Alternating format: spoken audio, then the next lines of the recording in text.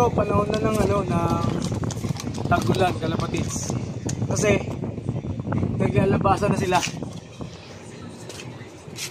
Ang mga gamo-gamo ay sign na magkakaroon ng tuloy-tuloy ng tag-ulan.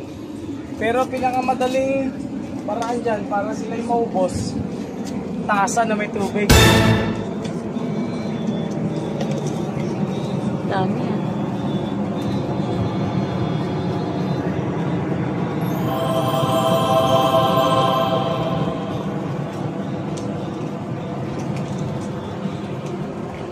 Hindi mo natin kaya ubusin, pero for sure, marami tayong mahuhuli.